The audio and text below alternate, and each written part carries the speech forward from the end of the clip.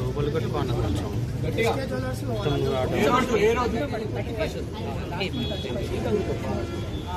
వారం కొడితే కొంచెం గలీజ్గా మాట్లాడింది. నేను చెప్పిన నేను లోకల్ పర్సన్ని నువ్వు అట్లా మాట్లాడకు, నేను ఇక్కడే ఉంటా, మీ వాళ్ళని పెద్దవాళ్ళని ఉన్న విలువ అదేనంటే కొంచెం గలీజ్గా మాట్లాడితే నేను కూడా రియాక్ట్ అయినా. నేను రియాక్ట్ కాలేదని చెప్పలేదు. ఎందుకు నువ్వు నయం పడబడ్డు వెనక పోయింది వెనకకేం తీసుకొని నాకు ఎవరితో ఏ విభేదాలు లేవు ఇక్కడ.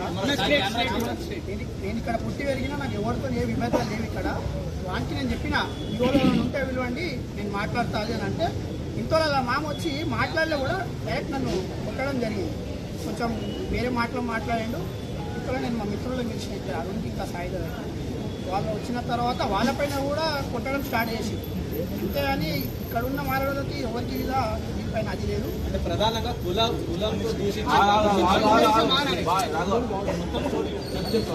దాని తర్వాత మా మిత్రులు వచ్చారు. ఎస్కే కలర్స్ అనే ఫ్యామిలీ ఎవరు కూడా దాడి చేయలేదు. వాళ్ళకి ఎటువంటి సంబంధం లేదు. వాళ్ళు కూడా నాకు సపోర్టింగ్గా వీళ్ళందరూ నాకు నేను ఇక్కడ పుట్టి పెరిగినా వాళ్ళకు కూడా నేను తెలుసు, నేను కూడా వాళ్ళందరూ తెలుసు.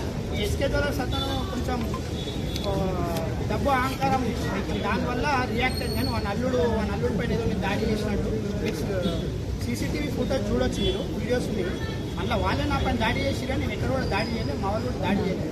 అంటే డిఫెన్స్లో మా వాళ్ళు కొంచెం అదే రియాక్ట్ అయ్యారు మా బ్రదర్స్ అయితే కానీ కానీ ఆ ఉద్దేశపూర్వకంగా ఎవరు తెలంగాణ విషయం మీకు ఎట్లా తెలుసు, మీకు సపోర్ట్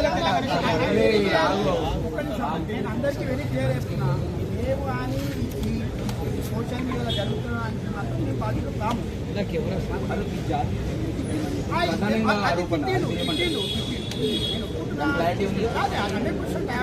ఆయన తిట్టిండు, అది ఏమన్నా కోర్టులో చూసుకుంటాం. కానీ ఇప్పుడు మా బ్రదర్ చెప్పినట్టు ఇది ఇక్కడ ఉన్న వాళ్ళకి ఇబ్బంది మా వల్ల ఎవరికి ఇబ్బంది జరగదు. బయట రాంగ్ వేలో అవుతుంది కాబట్టి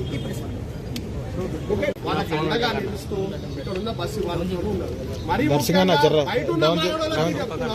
ఈ టగర బస్సు అనేది అనేక సంవత్సరాల నుంచి ఇక్కడ వ్యాపారం చేసుకోవడానికి వచ్చిన మారడి వాళ్ళకి అందడండగా ఉంది. ఏ రోజు కూడా ఎవరిని డిస్టర్బ్ చేయలే, ఏ రోజు కూడా ఒక మాట అనలేదు. మేమంతా కలిసిమెలిసి ఉంటాం, రానున్న కాలంలో కూడా కలిసిమెలిసి ఉంటామని చెప్పే ఒక ఉదాహరణ ఈ ప్రెస్ మీట్. మీకు ఇంకా చాలా విషయాలు అసోసియేషన్ సభ్యులు వాళ్ళు కూడా చెప్తారు. ఏ విధంగా అయితే మేము కలిసిమెలిసి ఉంటామని చెప్పి వాళ్ళు మాకు అప్రోచ్ అయ్యారు, అదే విధంగా మేము కలిసిమెలిసి ఉంటాం. కానీ కేసు అనేది కోర్టు పరిధిలో ఉంది కాబట్టి ఏదున్నా న్యాయపరంగా అక్కడ తెలుసుకుంటాం. కానీ మొత్తం మార్వాడి సమాజ్ని మాత్రం బదనాం చేయకూడదని ఒక చిన్న ఉదాహరణ అయితే ఎందుకంటే బాధితులకు అండగా మనతో పాటు వాళ్ళు కూడా నిలబడ్డారు, మనతో పాటు పోలీస్ స్టేషన్కి వచ్చిర్రు, వాళ్ళు కూడా నిలబడ్డారు.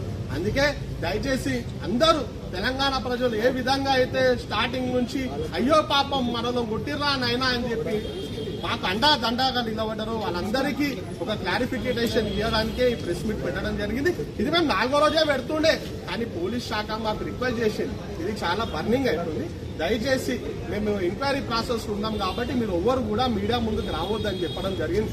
దాన్ని దిక్కించే సాయి గారు కానీ, సాయిదాదా గారు కానీ, అరుణ్ గారు కానీ ఏం నాడు కూడా మీడియా ముంగడికి రాలేదు.